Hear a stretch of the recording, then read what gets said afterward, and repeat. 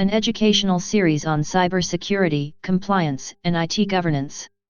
Produced with the support of Freedom Technologies, Phoenix's leading managed service provider. All right, so it's been a while since we did one of these. I'm only going to chew through a couple. I shouldn't say a couple. There's probably 10 or 15 here. News articles. This month, as well as last month, we're just ripe with them.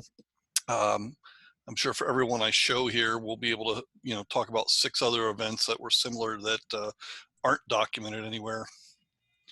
So let's jump right into it with our lovely attacks and breaches, which of course never end. First one I popped up that I cringed at was we had Delaware County pay $500,000 ransom. As we all know, this is the worst thing you can possibly do.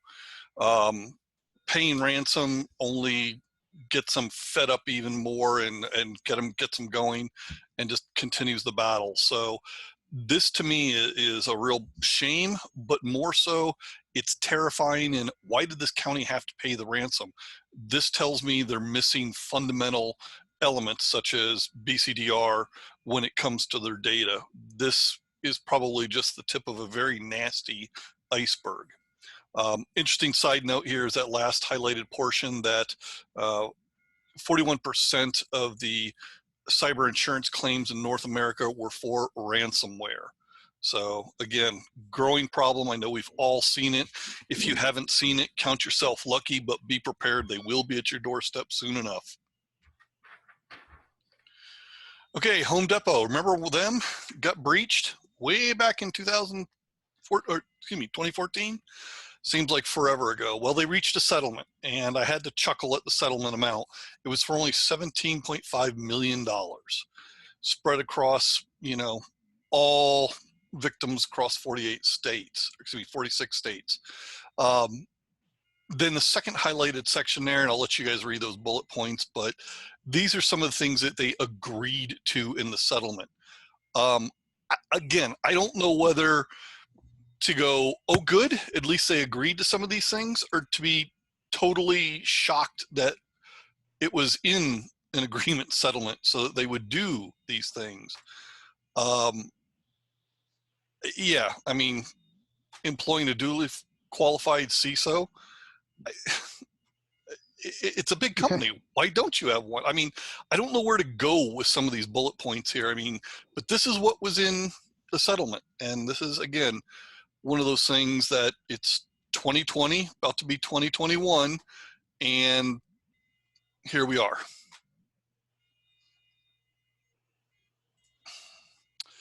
Another data breach. This one was Iowa Hospital.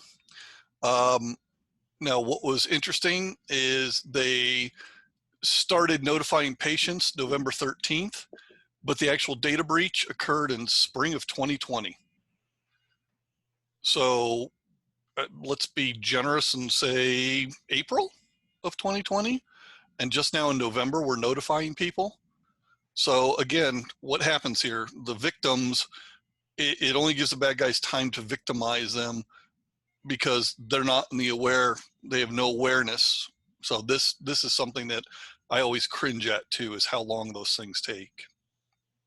And by the way, this is not the only one. They also had, this is the latest data spill, if you see that last bullet point, is the second and worst breach occurred at Mercer, Iowa City. So Iowa as a state, you have some issues, I would suggest. Is that hospital is that the University of Iowa hospital, or is that another one there? That's Mercy. Mercy. Oh, it's not Iowa. Okay. Yeah, but it's not surprising anyway. This one tickled me for a couple of reasons. The FaithAppray.com exposed millions of accounts through, guess what, a cloud misconfiguration.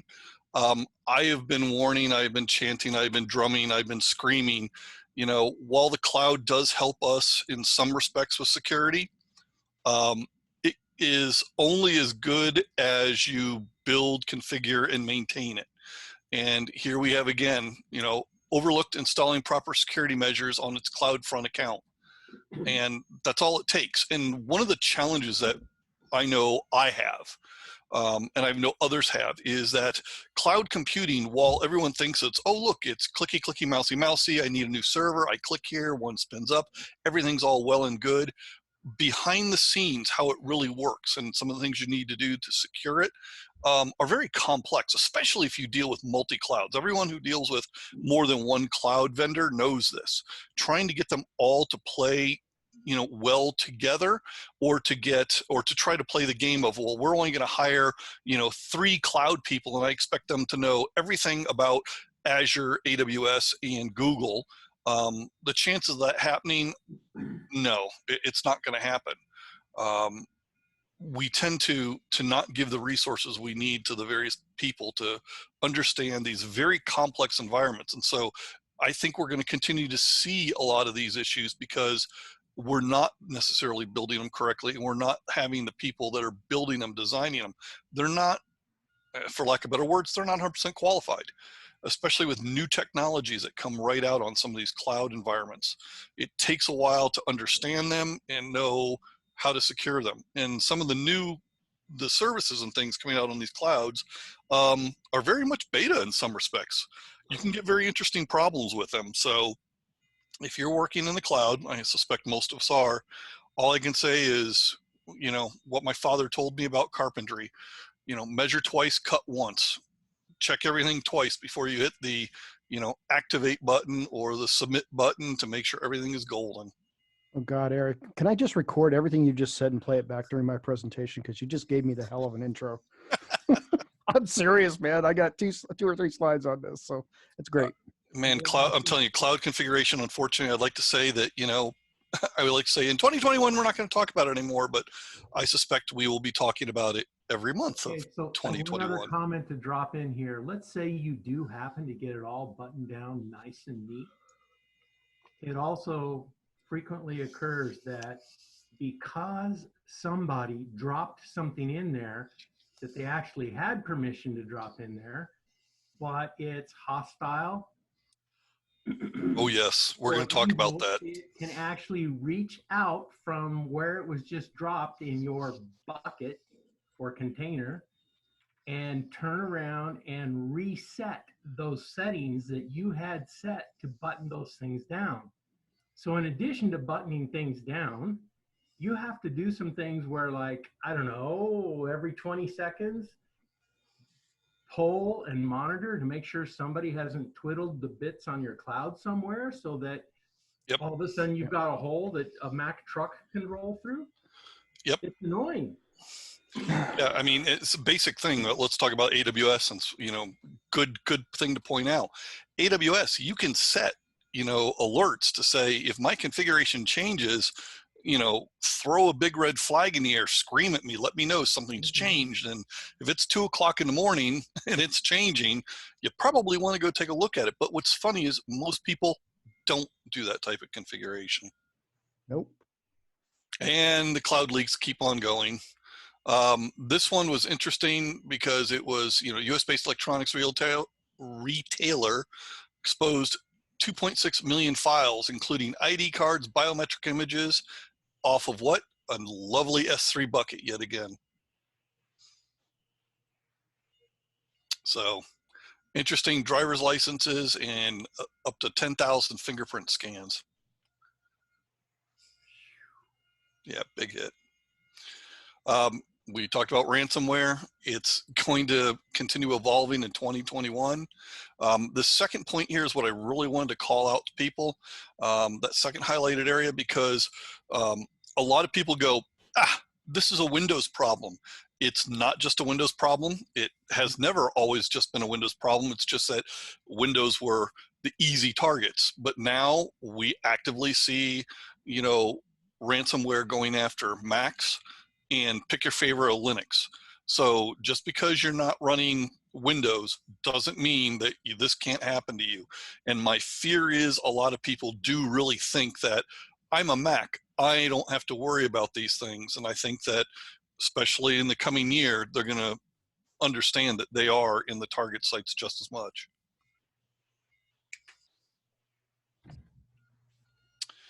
Now, other side of the coin here, you know, even if you do lock things down, what if you got an insider? Here's a case, insider, South Africa. One of its employees stole personal information on 200,000 clients. There you go, you know, and obviously the person, being a credit analyst, had access to the right pieces that made it valuable information. This is something a lot of companies want to talk about or face, but quite honestly, you've got to. Their insider threat is there. It is growing. Is it easy to deal with? No, it's hard to, you know, come to terms that you have an insider threat. But in any large organization, I will bet money you have an insider threat, and you've probably lost data or even real world money due to that insider threat. It's something we have to address, we have to look at, we have to accept, and we have to go after. And unfortunately, again, from my experience, a lot of places do not want to talk about it. They just, we're going to turn a blind eye to that. We talked a little bit earlier about scanning images and things like that. Well, here you go. Half of all Docker images feature critical flaws. If you have people that go out and grab Docker images and go, look how much money I'm saving because it's free, this is what you get for free unless you take the right precautions. Some of the interesting things is they found, you know, 6,000 that were harmful, malicious. And yes, it's a tiny number right now, but 44% were coin miners, again, chewing up your resources and then spewing out the information. Malicious packages, I've personally seen some of these malicious packages come in, flat out hacking tools, and even malware coming in. So again, if you're working with Docker, if you're grabbing public images, I hope you have a process to vet them before they come in. And once you've vetted them, I would strongly encourage you to put them on a local repository. And, you know, if there's an update, great. You go out, grab it, retest it, and put it back in your repository. This is going to become another thing that's going to surprise a lot of people on how they get compromised, because it's going to come from the inside out.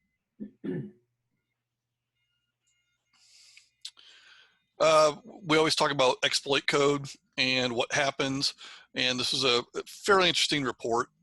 They tried to balance it. One of the things that just out and out states is that, you know, attackers basically get a 47-day head start. So again, they're ahead of us from the get-go. And I think this a lot depends on the vulnerability. I've seen some vulnerabilities out in the world that it was actually years before they were publicly acknowledged and addressed.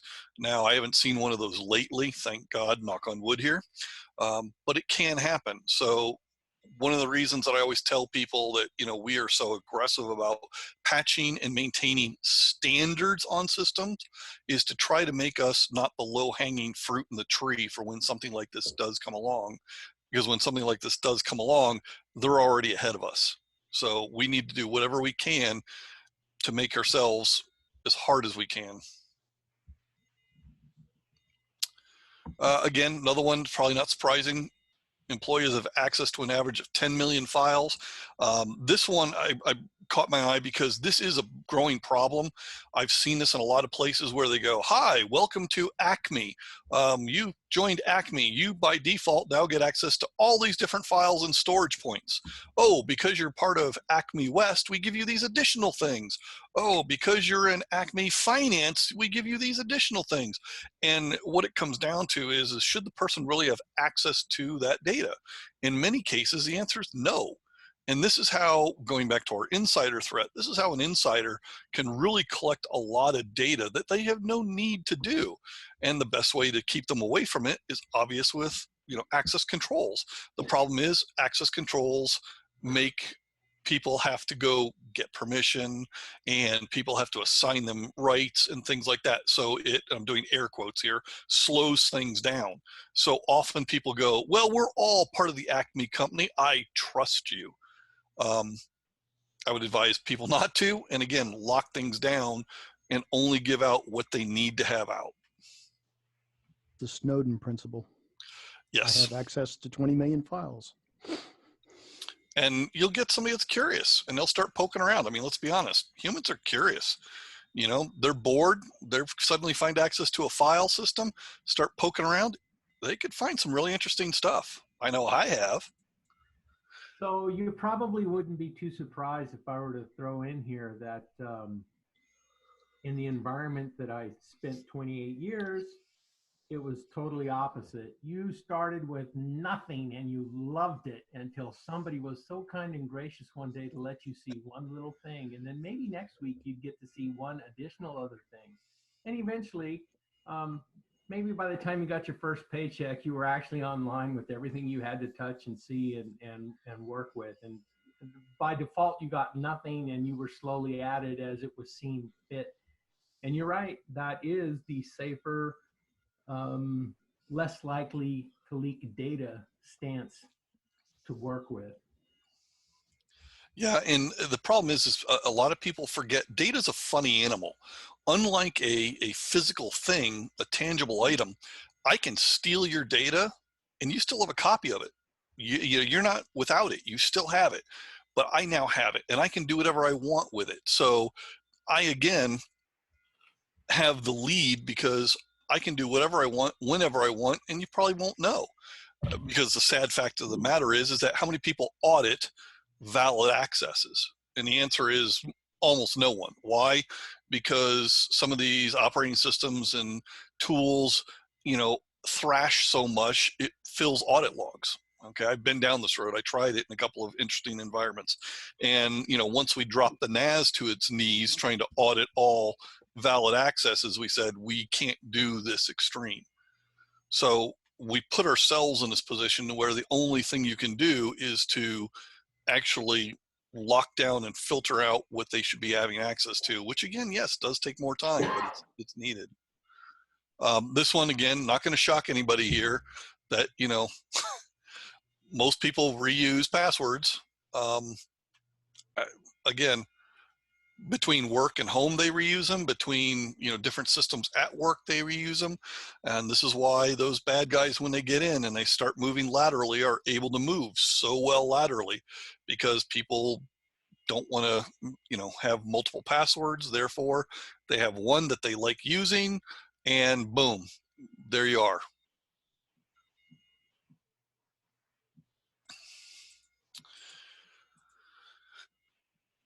So interesting one here.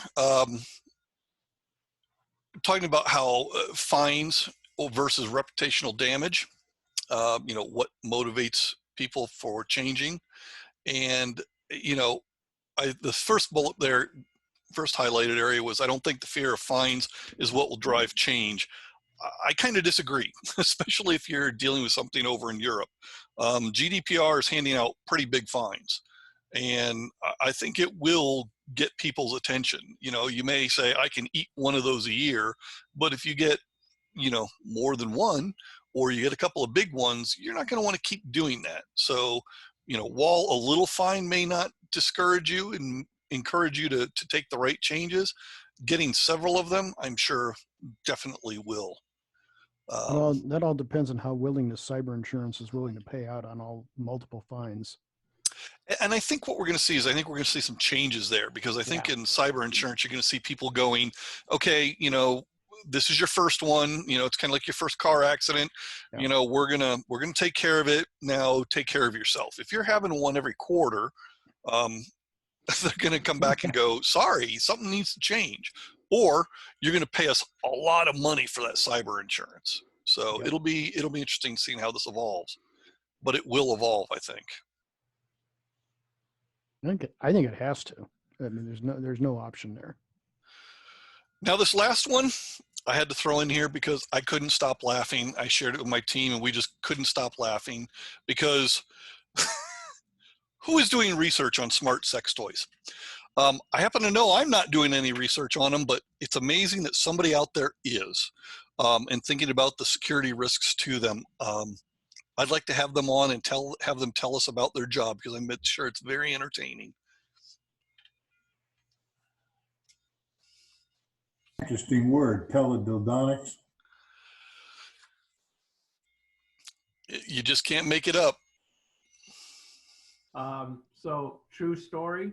For those of you that have worked in DC, you are aware of something called the slug line. I can explain it later, but you get in the car of perfect strangers to catch a ride from somewhere out of town into downtown DC. That's it in a nutshell, or the way back in the afternoon.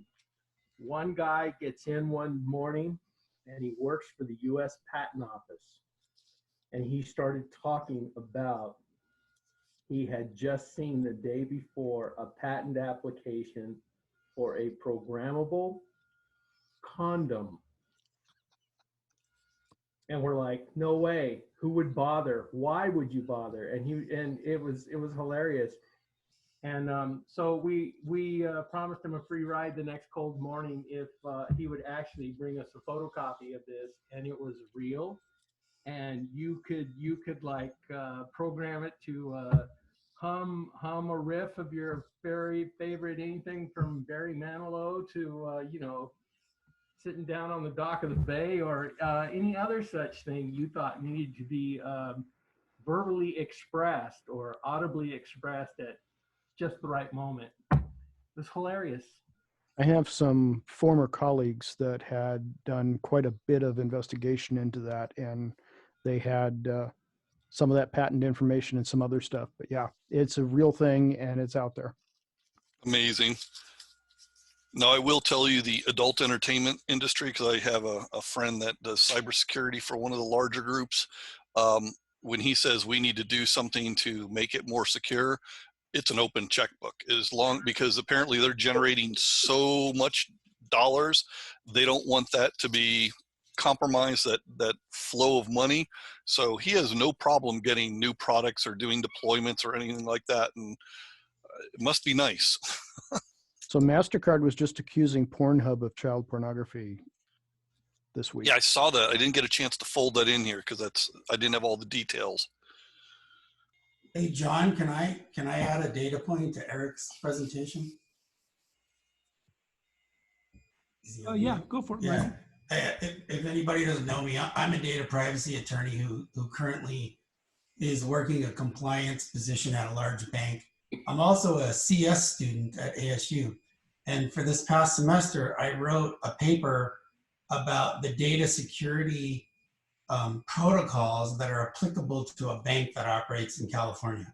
But as part of that research, I happened to learn that the California Consumer Privacy Act provides a private right of action.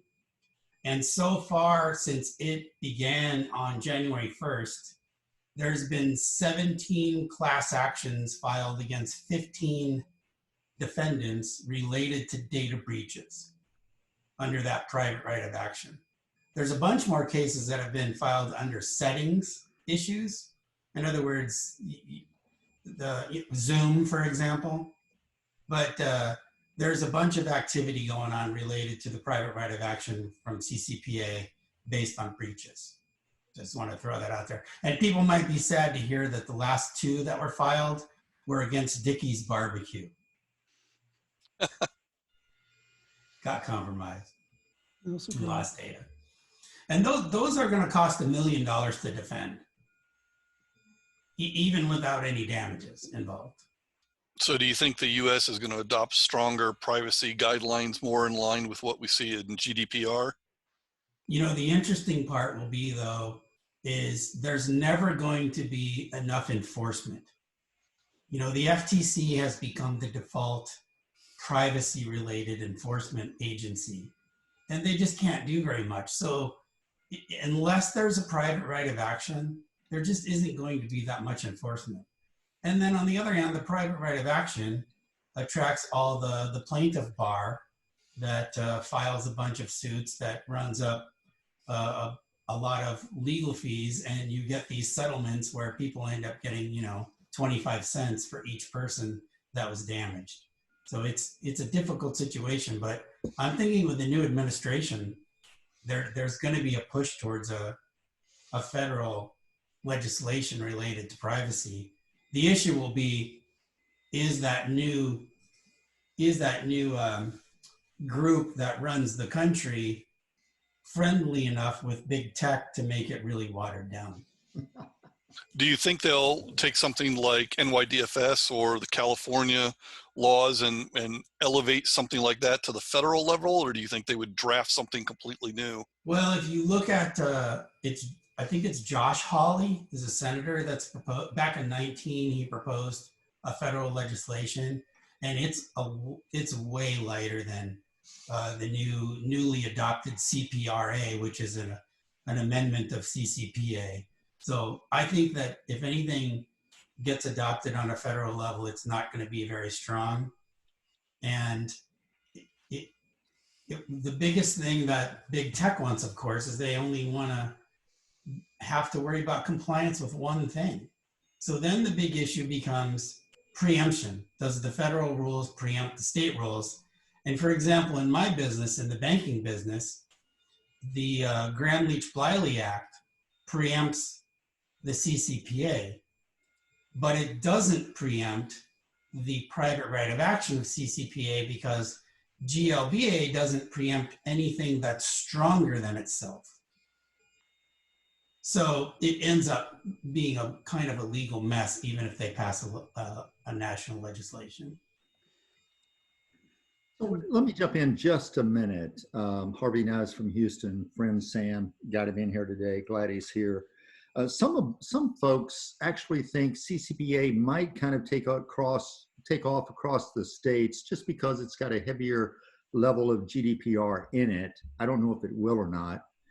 And some of my friends actually think it's going to take something like another Sarbanes-Oxley, a SOX, which would have controls in it, which would have privacy and cybersecurity expertise at the board, and which would also impose prison sentences, most of which Facebook already signed in their FTC decree. So I just wanted to mention that. Yeah, and that's definitely the way that it should go. I mean, I came across something today where I've learned a little bit more about this, a data aggregator, Axiom, that they have 1,500 data points on 700 million people. And you just think this is completely out of control. Aside from the security issues that this group is primarily interested in, the collection of data is completely out of control.